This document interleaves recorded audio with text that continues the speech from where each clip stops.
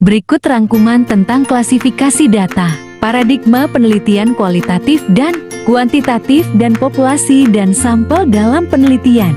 Klasifikasi data. 1. Sumber data. Data internal, informasi yang berasal dari dalam organisasi, menggambarkan situasi dan kondisi organisasi tersebut.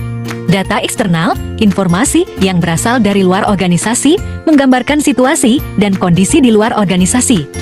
2. Cara memperoleh data. Data primer, data yang dikumpulkan langsung dari sumbernya, misalnya melalui survei atau wawancara. Data sekunder, data yang sudah dikumpulkan sebelumnya oleh orang lain dan dapat digunakan kembali, misalnya laporan penelitian sebelumnya. 3. Waktu pengumpulan data. Data cross-seksional, data yang dikumpulkan pada satu waktu dengan mengamati banyak subjek penelitian misalnya individu, perusahaan, atau wilayah secara bersamaan. Data time series, data yang dikumpulkan dalam urutan waktu, menunjukkan perubahan atau tren dari waktu ke waktu. Kesimpulan, klasifikasi data terdiri dari sumber, cara memperoleh, dan waktu pengumpulan yang penting dalam penelitian sosial untuk mendapatkan informasi yang akurat dan relevan. Paradigma penelitian kuantitatif dan kualitatif. Penelitian kuantitatif fokus, mengukur, dan menguji hubungan antara variabel, mencari bukti untuk mendukung atau menolak hipotesis. Bersifat objektif. Metode, menggunakan angka dan statistik untuk menganalisis data. Instrumen penelitian sudah ditentukan di awal, misalnya kuesioner, sampel besar, dan representatif. Data numerik angka. Analisis, statistik. Tujuan, menguji teori dan generalisasi temuan ke populasi yang lebih luas. Contoh, survei, eksperimen. Penelitian kualitatif.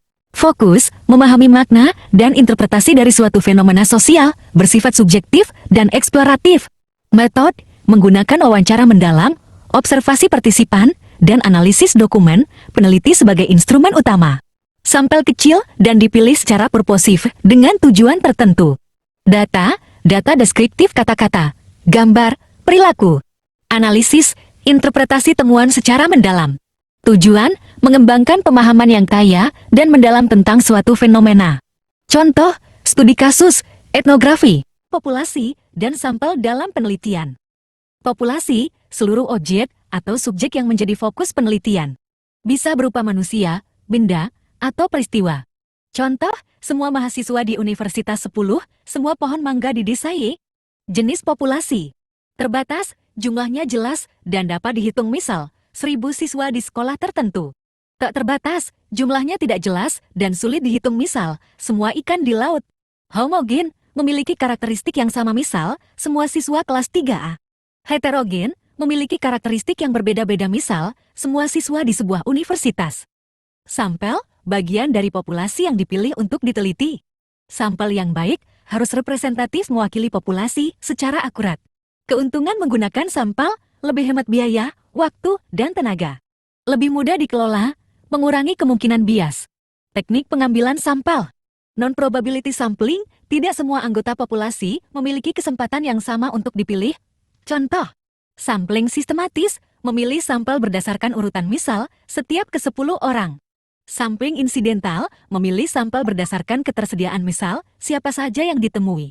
Purposive sampling, memilih sampel berdasarkan kriteria tertentu, misal hanya memilih ahli statistik. Sampling kuota, memilih sampel hingga memenuhi kuota tertentu untuk setiap kategori, misal 50 laki-laki dan 50 perempuan. Sampling jenuh, menggunakan seluruh anggota populasi sebagai sampel. Snowball sampling, memulai dengan beberapa subjek, lalu meminta mereka untuk merekomendasikan subjek lain. Probability sampling, semua anggota populasi memiliki kesempatan yang sama untuk dipilih. Contoh, sampling acak sederhana, setiap anggota memiliki peluang yang sama untuk terpilih.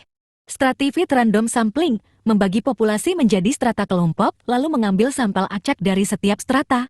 Cluster sampling, membagi populasi menjadi kluster kelompok, lalu memilih beberapa kluster secara acak dan meneliti semua anggota di kluster terpilih.